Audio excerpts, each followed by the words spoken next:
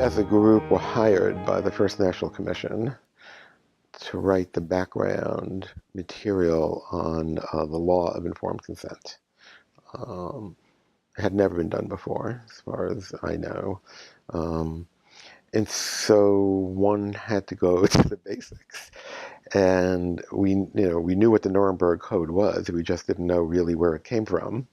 And not that it came from, the doctor's trials, but what was it that people were talking about, and what was the testimony? So interesting, Boston University had one of the few full transcripts of the Nuremberg Trials, and we trotted on over to the library and read them.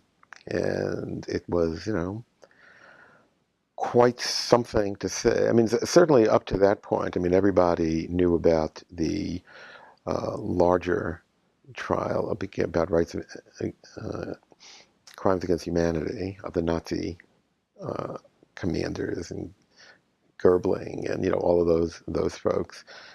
The fact that there was a doctor's trial was less well known. There were a whole series of other trials too. And so the thing about the Nuremberg Code is like, where does it come from? It's sort of odd that in the middle of a legal case, which is what this is, you have a code. That's not usually where codes come from, right? It's like 1, 2, 3, 4, 5, and it's numbered as a code. And even today, it hardly makes any sense at all that there's a code. It is part of a legal opinion, this code, saying here's what everybody knows. So the question was, where did the judges come up with this stuff? And that's where. And so Leo Alexander sort of made it up. And it's really his code for the most part. There really weren't codes before then.